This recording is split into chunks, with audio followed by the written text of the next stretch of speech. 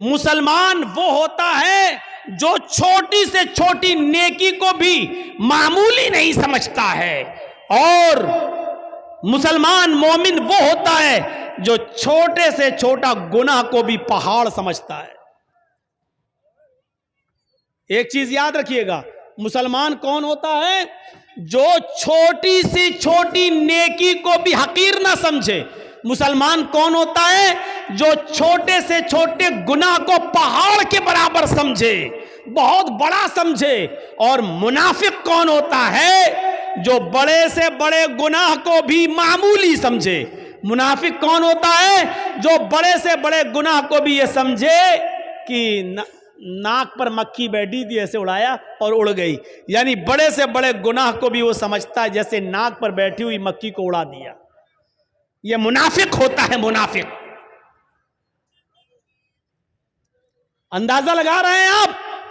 مسلمان کبھی چھوٹی سے چھوٹی نیکی کو بھی حقیر نہیں سمجھتا، اور کوئی چھوٹے سے چھوٹے گناہ کو بھی معمولی نہیں سمجھتا بلکہ بہت بڑا گناہ سمجھتا ہے۔ صحابہ کرام فرماتے ہیں، اے لوگوں جن گناہوں کو تم معمولی سمجھ کر جاتے ہو، ہم اللہ کے نبی کے زمانے میں، ہم رسول اللہ صلی اللہ علیہ وسلم کے زمانے میں، ہم چھوٹے سے چھوٹے اور معمولی سے معمولی گناہ کو بھی پہاڑ کے برابر سمجھا کرتے تھے، پہاڑ کے برابر جانا کرتے تھے۔ ہم نبی اکرم صلی اللہ علیہ وسلم کے زمانے میں معمولی سے معمولی گناہ کو بھی پہاڑ کے برابر سمجھا کرتے تھے۔ اور مسلمان کی پہچان یہ ہے کہ اس کے سامنے ایک راستہ مصیبت کا ہو اور دوسرا راستہ معصیت، گناہ اور نافرمانی کا ہو۔ ایک راستہ تو ہو مصیبت کا، پریشانی کا، اور دوسرا راستہ ہو گناہ کا، تو مسلمان وہ ہوتا ہے جو مصیبت کے راستے کو اختیار کر لیتا ہے لیکن گناہ کے راستے کو اختیار نہیں کرتا۔ اب میں مثال دوں گا، ذرا سنیے گا میرے پیارے ساتھیوں۔ مسلمان وہ ہوتا ہے جس کے سامنے اگر دو راستے آ جائیں، ایک طرف پریشانی کا راستہ، مصیبت کا راستہ، اور دوسری طرف گناہ کا راستہ۔ کوئی کام کرنے میں پریشانی ہے اور اس کام کو نہ کرنے میں عیش و آرام ہے لیکن گناہ ہے، تو مسلمان وہ ہوتا ہے جو پریشانی اور مصیبت کا راستہ اختیار کرتا ہے۔ حضرت یوسف علیہ السلام کو دیکھیے، چھوٹے ہیں، بچے ہیں، اور ان کے بھائیوں نے برگلا لیا اپنے ماں باپ کو، اپنے باپ یعقوب علیہ السلام کو بہکا لیا، اے ہمارے ابو، ہم یوسف کو اپنے ساتھ لے جاتے ہیں جنگل میں، ہمارے ساتھ کھائے گا، پیے گا، کھیلے گا، دوڑے گا، آپ یوسف کو اپنے پاس رکھتے ہیں ہر وقت، ہمارے ساتھ بھی تو اس کو بھیجیے، ذرا سیر و تفریح کرے، چلے پھرے، گھومے، ٹہل کر دیکھے۔ اور باپ نے بہت منع کیا لیکن بیٹوں نے منا لیا، اور باپ نے حضرت یوسف علیہ السلام کو بھائیوں کے ساتھ، بیٹوں کے دوسرے بیٹوں کے ساتھ بھیج دیا کہ جاؤ لے جاؤ، لیکن یاد رکھنا، خیال رکھنا یوسف کا، چھوٹا بچہ ہے، دیکھو۔ اور جب یہ لوگ جنگل کے اندر پہنچ جاتے ہیں تو اب صلاح و مشورہ کرتے ہیں کہ یوسف کو کیا کریں۔ پھر ایک حتمی فیصلہ کرتے ہیں کہ مارنا ٹھیک نہیں ہے، قتل کرنا ٹھیک نہیں ہے، یوسف کو ہم ایک ویران کنویں میں ڈال دیتے ہیں، یوسف کو ہم ایک اندھے کنویں میں پھینک دیتے ہیں، کوئی آئے گا اور اٹھا کر یوسف علیہ السلام یوسف کو لے جائے گا، پھر وہ اپنے یہاں پالے گا، پوسے گا، بڑا کرے گا، ہمیں کیا مطلب، ہم سے تو ایک مصیبت ٹل جائے گی۔ ہمارے والدین، ہمارے ماں باپ، ہمارے باپ یعقوب یوسف سے محبت کرتے ہیں اور وہ جگہ ہمیں اپنے دل میں نہیں دیتے جو یوسف کا مقام ہے۔ پھر ان لوگوں نے عزم مصمم کر لیا اور یوسف علیہ السلام کو ایک کنویں کے اندر پھینک دیا، کنویں میں ڈال دیا، اور روتے ہوئے اپنے گھر آتے ہیں۔ ایک یوسف علیہ السلام کی قمیض اتار لی، ان کا کرتا اتار لیا، اور ایک بکری کو ذبح کر کے بکری کا جھوٹا خون، بکری کا خون اس قمیض میں لگا کر لے آئے، اور جب اپنے گھر پہ آتے ہیں تو اپنے ابا سے کہتے ہیں، یعقوب علیہ السلام سے کہتے ہیں، یا ابانا، آئے ہمارے ابو جان، انا ذهبنا نستبق وتركنا یوسف عند متاعنا فاكله الذئب، اے ابو جان ہم یوسف علیہ السلام کو لے گئے اور ہم کھیل کود میں لگ گئے، نستبقو ہم کھیل کود میں لگ گئے، ہم دوڑ بھاگ میں لگ گئے، وَتَرَكْنَا يُوسُفَ عِنْدَ مَتَاعِنَا، اور یوسف کو اپنے سامان کے پاس چھوڑ دیا کہ تم اس کی دیکھ ریکھ کرنا، ہم لوگ ادھر ادھر کھیل کود میں لگ گئے، فَأَكَلَهُ الذِّئْبُ، بھیڑیا آیا اور بھیڑیا یوسف علیہ السلام کو کھا گیا، بھیڑیا آیا اور بھیڑیے نے یوسف کو پھاڑ دیا۔ اے ہمارے ابو، آپ ہماری بات پر ایمان کیوں لائیں گے؟ آپ ہماری بات کیوں مانیں گے؟ وَمَا أَنْتَ بِمُؤْمِنٍ لَنَا، آپ ہماری بات کیوں مانیں گے؟ وَلَوْ كُنَّا صَادِقِينَ، اگرچہ ہم سچے ہی کیوں نہ ہوں، ہم سچ بول رہے ہیں پھر بھی آپ کو ہماری بات کا یقین نہیں ہوگا۔ اپنے ماں باپ سے یہ بات کہہ دی یعقوب علیہ السلام سے۔ ادھر ایک قافلہ آیا، سنیے، ادھر ایک قافلہ آیا، اس کو پیاس لگی تو کنویں کے پاس چلا گیا، اس نے ڈول ڈالا،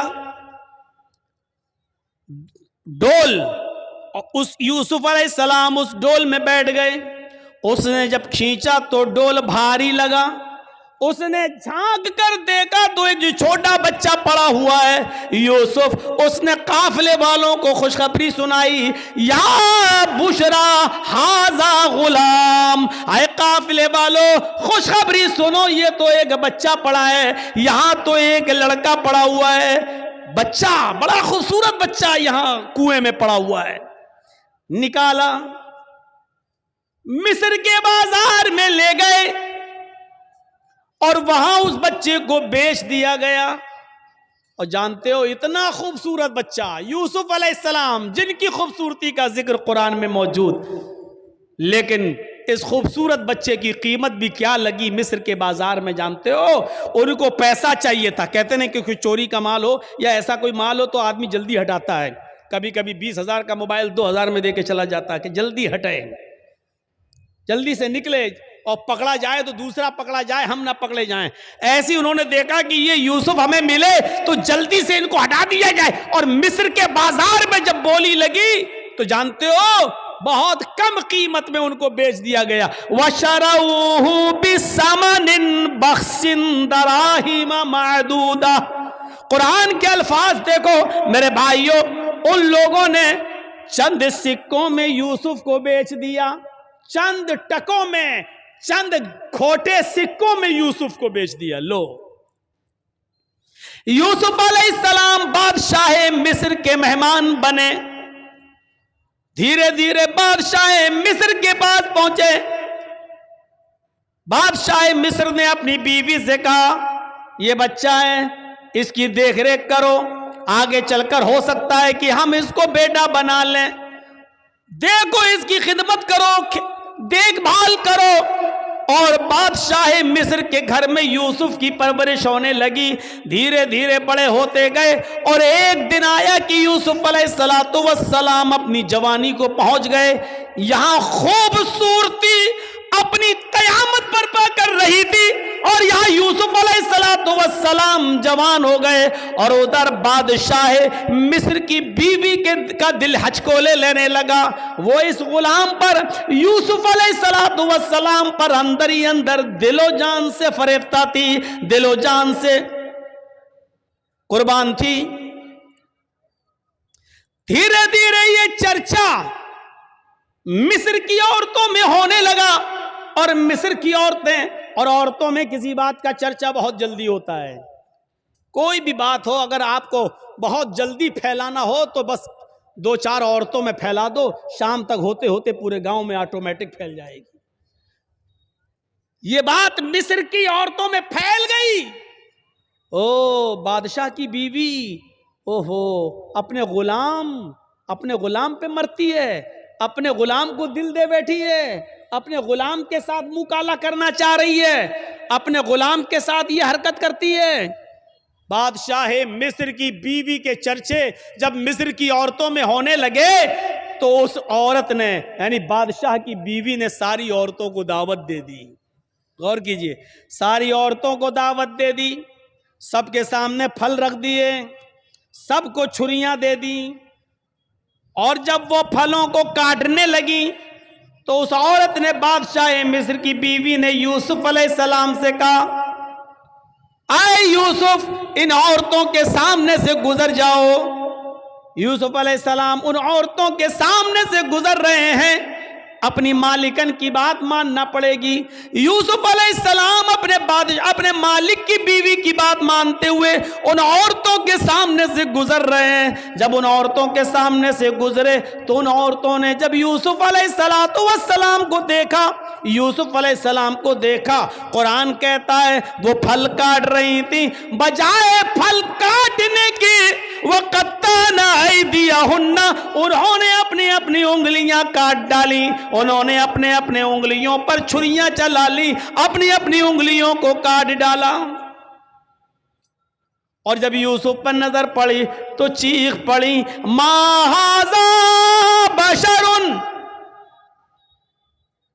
इन हाज़ा इल्ला मलकुन करीम, ये कोई इंसान नहीं है, मा हाज़ा बशर, ये कोई इंसान नहीं है, इन हाज़ा इल्ला मलकुन करीम, नहीं, ये तो एक मुअज़्ज़ज़ और मुकर्रम फरिश्ता नजर आता है, ये कोई इंसान लगता ही नहीं है। देखो कितना खूबसूरत है, कितना हसीन और जमील है, ये कोई इंसान नहीं, ये तो कोई बुजुर्ग फरिश्ता नजर आ रहा है। मतलब समझ रहे हैं? अभी सिर्फ बादशाह की बीवी फरेफ्ता थी यूसुफ पर, अब मिस्र की सारी औरतों ने दिल दे बैठा यूसुफ को। हर औरत चाहने लगी कि यूसुफ हमारे हो जाएं, यूसुफ हमारे हो जाएं। एक फितना खड़ा हो गया।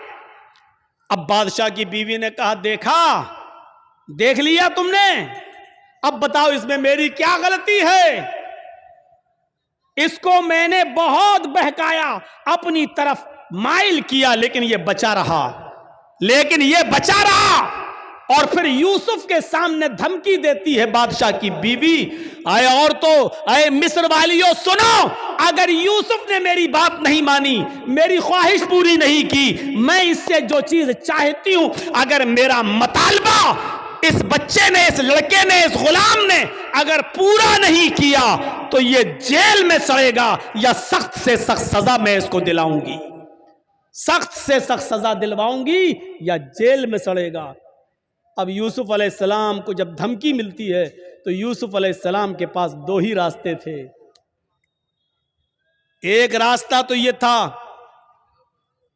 मुसीबत का, इस औरत की बात ना माने और जेल में चले जाएं, ये मुसीबत का रास्ता था।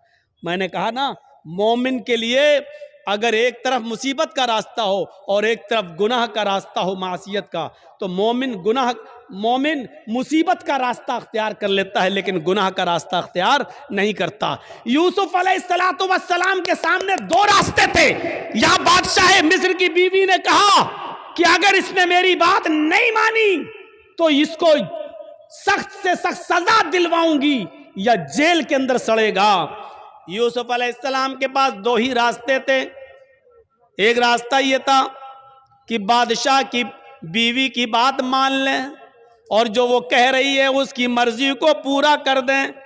अगर ऐसा कर लेते, बादशाह की बीवी की बात मान लेते तो पांचों उंगली घी में थी, बादशाह की बीवी उनको बचाती भी, बादशाह की बीवी उनका ख्याल भी रखती, बादशाह की बीवी उनको तन्हाई का मौका भी देती, बादशाह की बीवी उनकी इज्जत और तकरीम भी करती, बादशाह की बीवी उनको अच्छी तरीके से उनकी हिफाजत भी करती, सब कुछ करती, और जो वो चाहते वो उनको मिलता रहता। लेकिन ये रास्ता गुनाह का रास्ता था, ये रास्ता मासियत का रास्ता था। अब दूसरा रास्ता यूसुफ अलैहिस्सलाम के सामने ये था कि मैं इस गलत रास्ते पर नहीं चलूंगा। तो वो औरत कह रही है मैं जेल में डलवा दूंगी, मैं सख्त से सख्त सजा दिलवाऊंगी।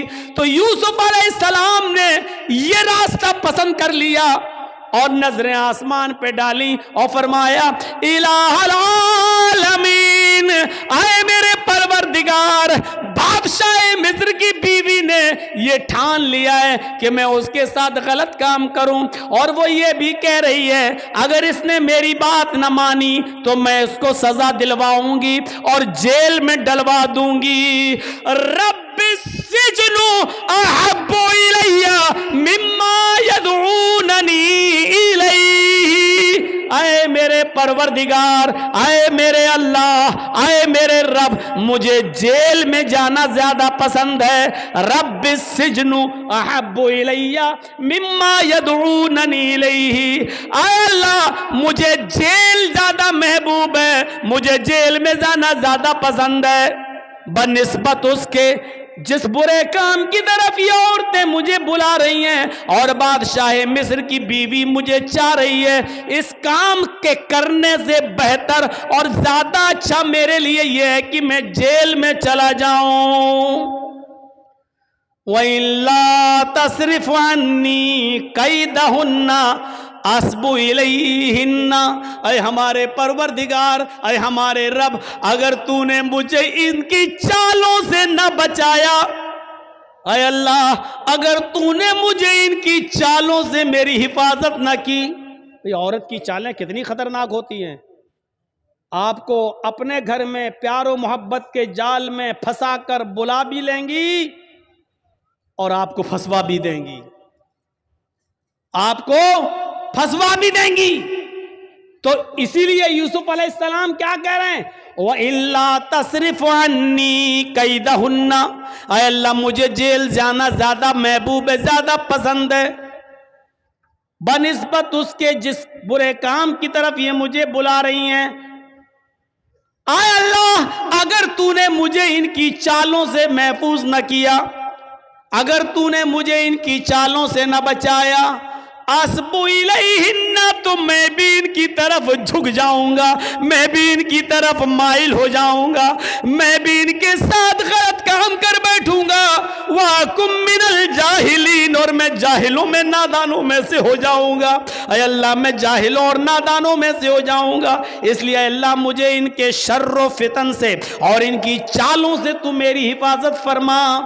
इस वाक़े की रोशनी में जो कुरान की आयत से मैंने साबित किया है, क्या पता चलता है मेरे भाइयों कि मोमिन वो होता है कि जिसके सामने एक तरफ मुसीबत का रास्ता हो और एक तरफ गुनाह का रास्ता हो, तो वो मुसीबत को उठाना और परेशानी को मोल लेना ये ज़्यादा बेहतर समझता है, लेकिन गुनाह को अख्तियार नहीं करता है। ये मोमिन की निशानी है। हमारे और आपके पास ये निशानियां हैं। क्या हम मोमिन हैं? क्या हम ऐसा करते हैं? इसलिए याद रखिए मेरे साथियों, गुनाहों की दलदल से बचिए, गुनाहों की दलदल से बचिए और अल्लाह रब्बुल आलमीन को पुकारते रहिए, अपने गुनाहों की तौबा और माफी मांगते रहिए कि अल्लाह रब्बुल आलमीन फरमाता है कुल या इबादी अल्लज़ीना असरफू अला अनफुसिहिम ला तक़नतू मिन रहमतिल्लाह। ऐ मोहम्मद सल्लल्लाहु अलैहि वसल्लम मेरे बंदों से कह दो या इबादी अल्लज़ीना असरफू अला अनफुसिहिम, ऐ अल्लाह के बंदो अगर तुमने गुनाह कर करके, अगर तुमने जुल्म कर करके, अगर तुमने अय्यारियों मक्कारियां कर करके गुनाह कर डाले और जमीन और आसमान भी भर लिए, अपनी जानों पर तुमने जुल्म किया, اپنی جانوں پر تم نے ظلم کیا ہے اور تم حد سے آگے بڑھ چکے ہو. لا تقنطوا من رحمت اللہ، کہہ دو اے اللہ کے بندو، اللہ کی رحمت سے نا امید مت ہو جاؤ، اللہ کی رحمت سے نا امید مت ہو. اللہ رب العالمین تمہارے گناہوں کو اب بھی معاف کر دے گا، بشرط یہ کہ تم سچے دل سے توبہ کرو، استغفار کرو. میرے بھائیوں یاد رکھیے گا، میں نے خطبہ مسنونہ کے بعد جو آیت پڑھی ہے وہ اسی سے متعلق ہے، توبہ اور استغفار سے. یا ایھا الذین آمنوا توبوا الی اللہ توبۃ نصوحا عسى ربکم ان یکفر عنکم سیئاتکم ویدخلکم جنات تجری من تحتها الانہار. اللہ رب العالمین کیا فرما رہا ہے؟ آئے مسلمانوں، آئے ایمانوں والو، تم اللہ سے خالص اور سچی توبہ کرو. توبو الی اللہ توبۃ نصوحا، آئے ایمانوں والو تم اللہ سے خالص اور سچی توبہ کرو. خالص اور سچی توبہ کیا ہوتی ہے؟ توبۃ نصوحا کیا ہوتی ہے؟ توبہ کے مفہوم میں یہ تین چیزیں شامل ہیں. اگر کوئی آدمی اللہ سے توبہ کرتا ہے اور یہ تین چیزیں اس کی توبہ میں شامل نہیں ہیں تو وہ توبہ نہیں ہے. کوئی گناہ ہو گیا، اللہ توبہ توبہ توبہ توبہ توبہ، یہ توبہ نہیں ہے. بہت سے لوگوں کو آپ نے دیکھا ہوگا کوئی گناہ کر بیٹھے، توبہ توبہ توبہ، یہ توبہ نہیں ہے. توبۃ نصوحا میں تین چیزیں شامل ہیں.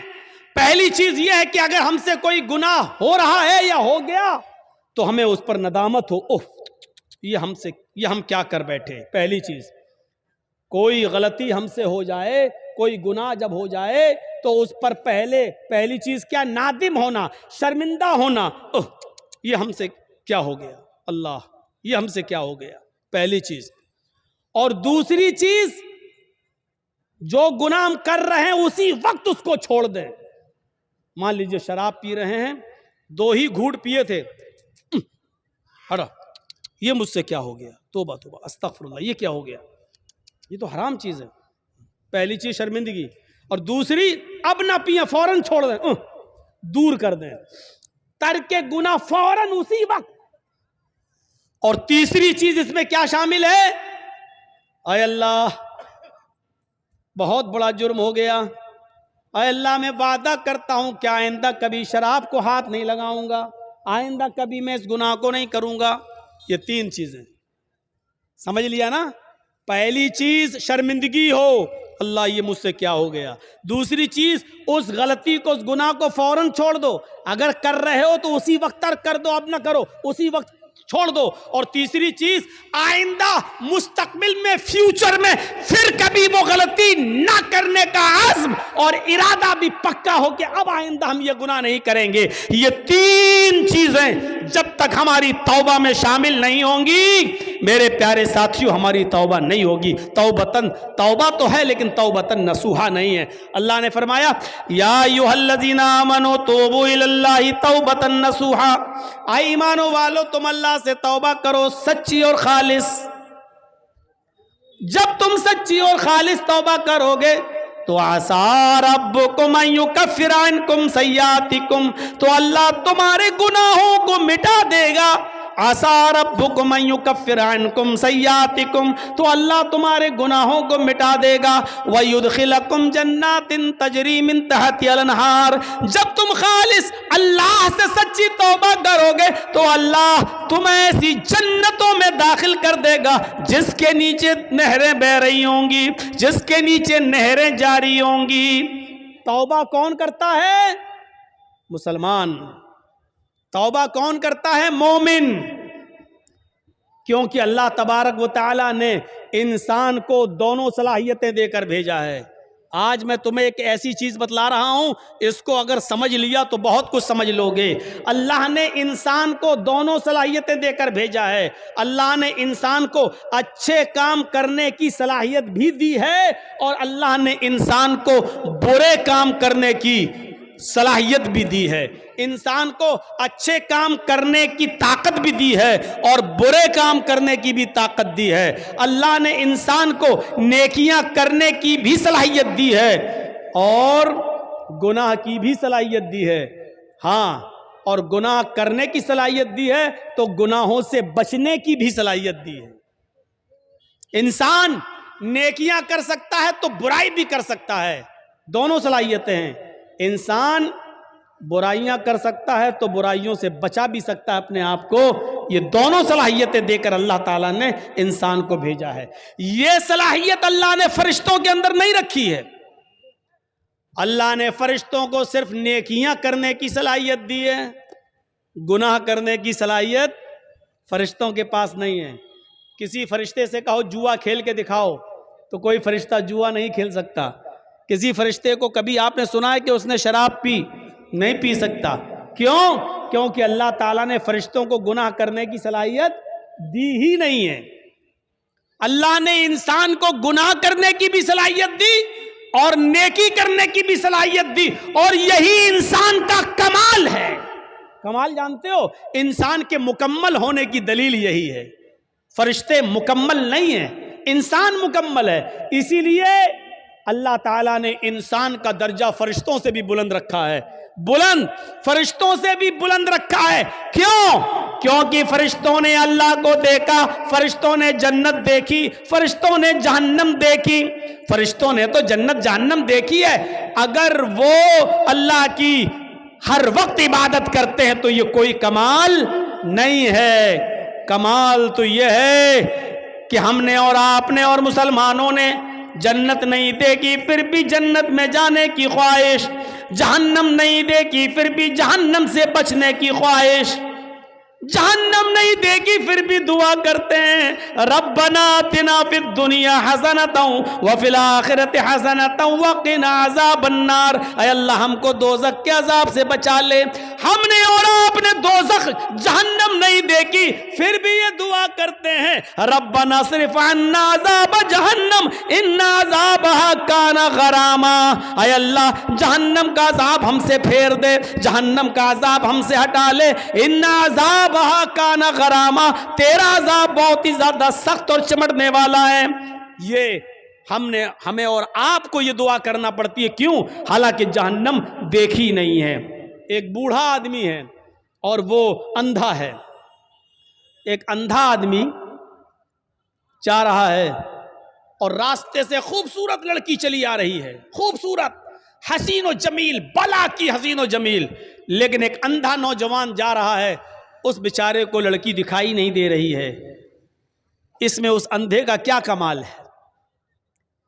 اب وہ اندھا اس لڑکی کو دیکھ ہی نہیں پا رہا ہے، اس کے حسن و جمال کو دیکھ ہی نہیں پا رہا ہے، تو اس میں اندھے کا کیا کمال ہے؟ اگر اندھا اس لڑکی کو نہیں چھیڑتا ہے، یا اندھا اس لڑکی کے قریب نہیں جاتا ہے، یا اس لڑکی سے کچھ گفتگو نہیں کرتا ہے اور اس لڑکی کو نہیں دیکھ رہا، تو اس میں اندھے کا کیا کمال ہے بھائی؟ اس کو تو دکھتا ہی نہیں ہے۔ کمال تو اس نوجوان کا ہے جو پوری طریقے سے جوان ہو چکا ہے اور سامنے سے خوبصورت لڑکی آ رہی ہے، بلا کی حسینہ ہے، اس کی نظریں اٹھیں لیکن اس نے اپنے نگاہوں کو نیچا کر لیا، فوراً نگاہ کو جھکا لیا، باوجود اس کے کہ آنکھیں تھیں، باوجود اس کے کہ اس لڑکی کو دیکھ سکتا تھا، باوجود اس کے کہ یہ اس لڑکی سے باتیں کرنے پر قادر تھا، طاقت تھی اس کے پاس سب کچھ، لیکن اس کے باوجود اس نے اپنے آپ کو بچایا اور نظریں نیچی کر لی۔ یہ ہے انسان کا کمال کہ طاقت ہونے کے باوجود دیکھنے کی نہیں دیکھ رہا ہے۔ یہ ہے کہ اس لڑکی کے پاس جا سکتا تھا لیکن نہیں جا رہا ہے، طاقت ہونے کے باوجود اس اپنے آپ کو بچا رہا ہے۔ یہ ہے کمال میرے بھائیوں۔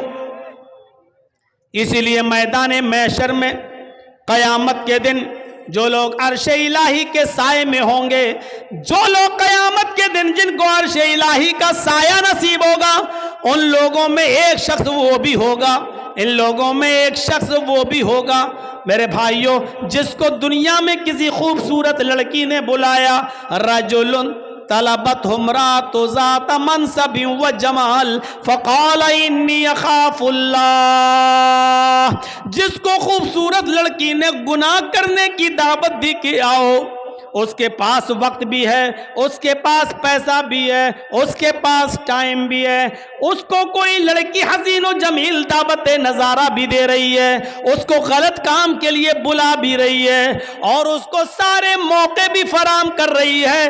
اس کے پاس بھی موقع، اس کے پاس بھی موقع، اس کے پاس بھی ٹائم ہی ٹائم، اس کے پاس بھی ٹائم ہی ٹائم۔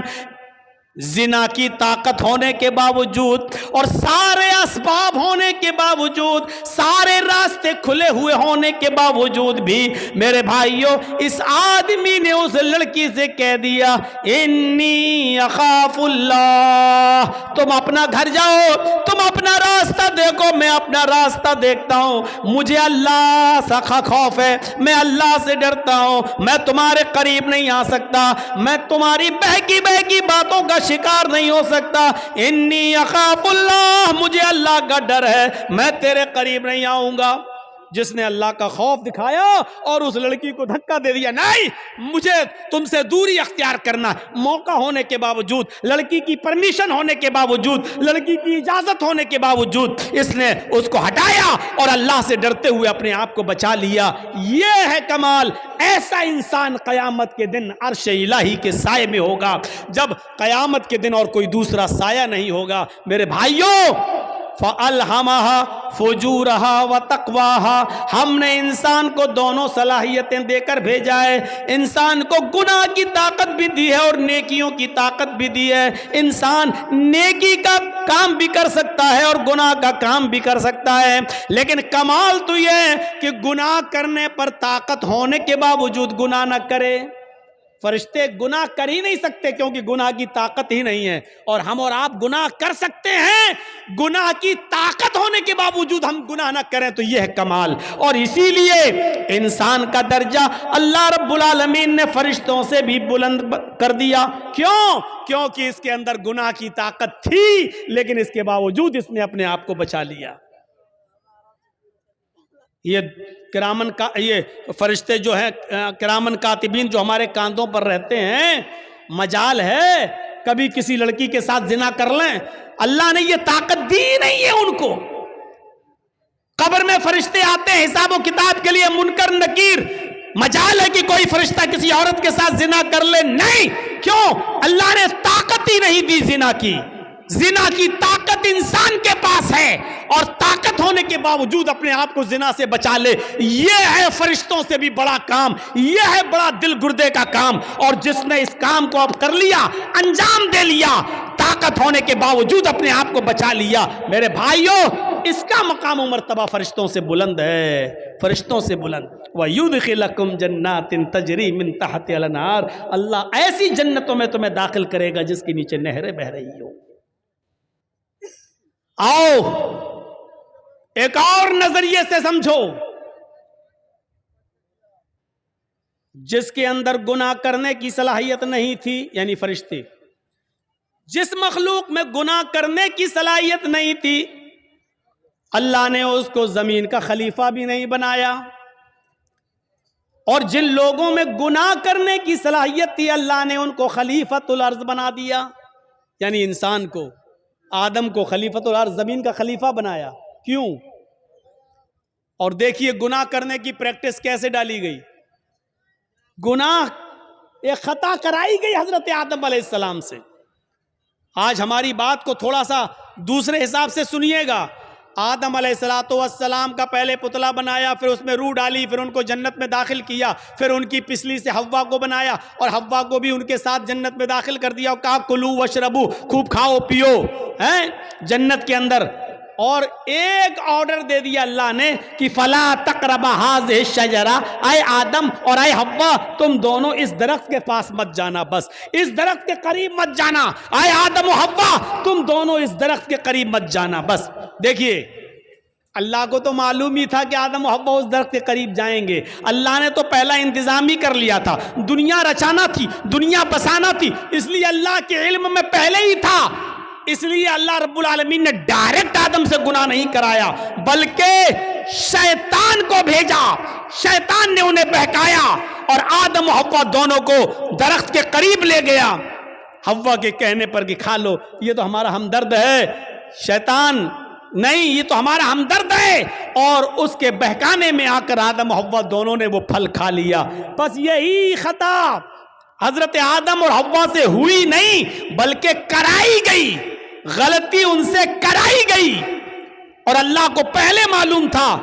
جیسی آدم و حوا دونوں نے اس درخت کے پھل کو کھایا، جنتی لباس ان کے جسم سے اتر گیا، انہوں نے بڑے بڑے پتوں سے، درخت کے بڑے بڑے پتوں سے، جنت کے درختوں کے پتوں سے اپنا جسم چھپایا۔ یہ انسان کی فطرت ہے، یہ انسان کی فطرت ہے۔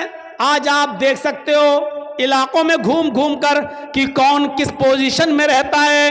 میرے بھائیوں، آدم کی بیوی ہے حوا، اور میاں بیوی میں کوئی پردہ نہیں ہے، لیکن اس کے باوجود جب جنتی لباس دونوں کے جسم سے اترا تو انہوں نے جنت کے درختوں کے بڑے بڑے پتوں سے اپنے سطر کو چھپایا، اپنے شرمگاہ کو، اپنے سطر کو چھپایا۔ یعنی سطر چھپانا یہ انسان کی فطرت میں داخل ہے۔ میرے پیارے ساتھیوں، پھر اللہ رب العالمین نے دونوں کو جنت سے باہر کر دیا۔ اے آدم و حوا، دونوں نے آج میری نافرمانی کی ہے، اب تم دونوں کے لیے جنت حرام ہے، اب تم دونوں یہاں سے نکلو۔ اللہ چاہتا تو اس غلطی کی بنا پر جہنم میں ڈال سکتا تھا، لیکن نہیں، چونکہ اللہ کو دنیا بسانا تھی، اللہ کو دنیا رچانا تھا، اللہ کو دنیا میں بھیجنا تھا، اس لیے آدم و حوا دونوں کو دنیا میں بھیج دیا۔ اب جاؤ، اب سنو، غلطی تو ہوئی، اور غلطی بھی مخلوق ہے، اور مخلوق کا خالق اللہ رب العالمین ہے۔ دنیا میں کوئی ایسی بیماری پیدا ہی نہیں ہوئی کہ اللہ نے بیماری پیدا کی ہو اور اس کا علاج نہ اتارا ہو۔ کوئی بیماری دنیا میں ایسی ہے ہی نہیں جس کا علاج نہ اتارا ہو، الا الموت، موت کے علاوہ۔ اب آپ کہو مولانا کیا بات کرتے ہو، کینسر کا کوئی علاج نہیں ہے۔ انسان کی عقل ابھی وہاں تک نہیں پہنچی ہے۔ کل تک ٹی بی کا علاج نہیں تھا، لیکن آج ٹی بی کا علاج آ گیا کہ نہیں آ گیا؟ کل تک بہت سی بیماریوں کا علاج نہیں تھا، لیکن آج پاسبل ہو گیا ہے۔ ہو سکتا ہے کل انسان کا علم اس کو کینسر کی کھوج میں بھی کامیاب کر دے، اور کینسر کا علاج بھی انسان ڈھونڈ لے۔ صرف موت کے، ہر چیز اور ہر بیماری کا علاج اللہ نے اتارا ہے۔ تو میرے بھائیوں، اگر اللہ نے بیماری اتاری تو اللہ نے اس کا علاج بھی اتارا ہے۔ اسی طریقے سے اگر اللہ نے خطا اور غلطی کو پیدا کیا ہے، اللہ نے گناہ کو اگر پیدا کیا ہے، تو گناہ کا علاج بھی توبہ اور استغفار کی شکل میں بتایا ہے۔ اگر بیماری ہے تو اس کا علاج بھی ہے، اگر گناہ پیدا کیا ہے تو گناہ کا تریاق اور گناہ کا علاج بھی بتایا ہے، اور وہ کیا ہے؟ توبہ اور استغفار۔ اسی لیے آدم اور حوا دونوں کو جب جنت سے بھیج دیا گیا دنیا میں، تو آدم و حوا سے جب یہ خطا ہوئی تو آدم و حوا نے اپنی اس خطا کا، اپنی اس بیماری کا، اپنی اس گناہ کا اور اس غلطی کا اقرار بھی کیا، اور اس کا علاج اس طریقے سے کیا۔ ربنا ظلمنا انفسنا وان لم تغفر لنا وترحمنا لنکونن من الخاسرین۔ حضرت یونس علیہ السلام سے اللہ نے فرمایا تمہیں جانا نہیں ہے، تمہیں اپنی بستی میں رہ کر دعوت و تبلیغ کرنا ہے۔ یونس نہیں مانے، اللہ کی مرضی کے بغیر، اللہ کے حکم کے بغیر چل دیے۔ ایک خطا کی، ایک غلطی کی، اللہ نے ان کو سمندر میں، کشتی میں اسے پلٹوا دیا، مچھلی نے ان کو نگل لیا۔ یونس علیہ السلام سے خطا ہوئی، یونس علیہ السلام سے غلطی ہوئی، اللہ کا حکم نہیں مانا، اب اس غلطی کے اقرار بھی کر رہے ہیں، اور اس غلطی کا علاج توبہ کی شکل میں، استغفار کی شکل میں کر رہے ہیں۔ لا الہ الا انت سبحانک انی کنت من الظالمین۔ اگر غلطی ہے، گناہ اللہ نے پیدا کیا ہے، تو اس کا علاج بھی پیدا کیا ہے، اور اس کا علاج کیا ہے؟ توبہ اور استغفار۔ حضرت آدم سے غلطی ہوئی، جنت سے نکالے گئے اور دنیا میں آئے تو کیا کہا؟ ربنا ظلمنا انفسنا وان لم تغفر لنا وترحمنا لنکونن من الخاسرین۔ اے ہمارے پروردگار، ہم دونوں نے اپنے آپ پر بہت بڑا ظلم کیا ہے، اگر تو نے ہماری مغفرت نہ فرمائی اور ہم پر رحم نہ فرمایا، नकूनन्न मिनल खासिरीन, तो हम नुकसान उठाने वालों में से हो जाएंगे, हम बहुत ज़्यादा नुकसान उठाने वालों में से हो जाएंगे। और इसी वजह से देखिए, आप देखिए कैसा जवाब, तुर्की बतुर्की जवाब। इधर अल्लाह रब्बुल आलमीन शैतान को भी भगा रहा है, रामदह दरगाह कर रहा है। आए शैतान, आए इब्लीस, हमने कहा था आदम को सजदा कर, फसजदू इल्ला इब्लीस, सारे फरिश्तों ने आदम को सजदा किया सिवाय इब्लीस के। अबा, इनकार कर दिया, वस्तकबरा, और तकब्बुर में आ गया। आए इब्लीस, हमारी नाफरमानी करने के बस तुझे भी निकाला जा रहा है, रामदह दरगाह किया जा रहा है। तो जानते हो इब्लीस ने क्या कहा था, जानते हो शैतान ने क्या कहा था? जब शैतान को निकाला गया, अल्लाह ने रामदह दरगाह किया, तो शैतान ने चैलेंज देते हुए कहा था अल्लाह से कि आए अल्लाह इलाहुल आलमीन, हमने आदम को सजदा नहीं किया, तुझे तो सजदा करता था, तेरी इबादत तो करता था, मैंने आदम को सजदा नहीं किया। वो मिट्टी से पैदा है, मैं आग से, मैं अपने से कमतर मखलूक के सामने नहीं झुका। अरे मैंने आदम को सजदा नहीं किया तो तू मुझे निकाल रहा है, जबकि मैं तुझे सजदा करता था। रूए ज़मीन पर, पूरी कायनात पर 4 उंगली के बराबर भी कोई जगह ऐसी खाली नहीं जहां शैतान ने अल्लाह को सजदा न किया हो।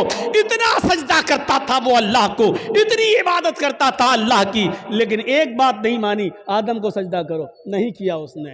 अरे हम तो कितनी नाफरमानी करते हैं अल्लाह की, और इतनी इबादतें भी नहीं हमारी। हम अपना अंजाम सोचें, अपने बारे में जरा गौर करें। शैतान ने तो चप्पे चप्पे पर सजदा किया था, 4 उंगली के बराबर भी कोई जगह ऐसी नहीं जहां शैतान ने सजदा ना किया हो, हर जगह सजदा। लेकिन अल्लाह ने कहा आदम को सजदा करो, नहीं मानी उसकी बात। नहीं अल्लाह, मैं मिट्टी से, आग से, और वो मिट्टी से, आग मिट्टी के सामने झुकेगी? अल्लाह ने कहा निकलो। और जब निकाला गया तो क्या कहा उसने चैलेंज देते हुए, कसम है मुझे अपने तकब्बुर की, आए अल्लाह इलाहुल आलमीन, आदम की वजह से तू मुझे निकाल रहा है ना, आदम की वजह से तू मुझे निकाल रहा है ना, मैं आखिरी सांस तक तेरे बंदे आदम और आदम की औलाद से गुनाह के काम कराता रहूंगा, दुनिया में भी मैं उनसे गुनाह के काम कराता रहूंगा। हम तेरे बंदे आदम से और आदम की औलाद से आखिरी सांस तक उनसे गलत काम कराता रहूंगा, और उनको गुनाहों की दलदल में डालकर आखिरी सांस तक उनसे गुनाह के काम कराकर उनको आखिरी दम तक उनसे गुनाह कराता रहूंगा, और उसी गुनाह पर उनको वो मौत आएगी, और अपने साथ लेकर हम उनको जहन्नम में जाएंगे। आए अल्लाह, कसम है मुझे अपने तकब्बुर की कि मैं तेरे बंदे आदम और आदम की औलाद से आखिरी सांस तक गुनाह कराता रहूंगा, और उनको कयामत के दिन अपने साथ जहन्नम में ले जाऊंगा।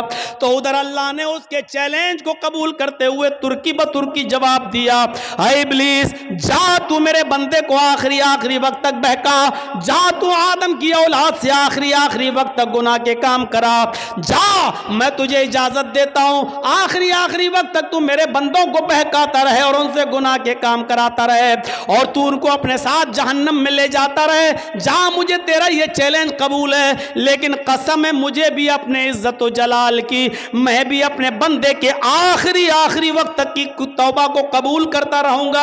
मैं अपने बंदे के आखिरी वक्त तक के गुनाह को माफ कर दूंगा अगर उसने सच्ची और खालिस तौबा की, यानी तौबतन नसूहा। अगर मेरे बंदे ने खालिस और सच्ची तौबा की तो मैं अपने बंदे की उस तौबा को कबूल करके और आखिरी वक्त तक के गुनाह को माफ करके अपने बंदों को जन्नत में दाखिल करता रहूंगा। तू आखिरी सांस तक गुनाह कराता रहेगा, मैं आखिरी सांस तक अपने बंदे की तौबा को कबूल करता रहूंगा। तू आखिरी सांस तक जहन्नम में ले जाने की कोशिश में रहेगा, मैं आखिरी सांस तक अपने बंदे को बख्श कर जन्नत में दाखिल करने की करता रहूंगा। मेरे भाइयों, तुर्की ब तुर्की जवाब।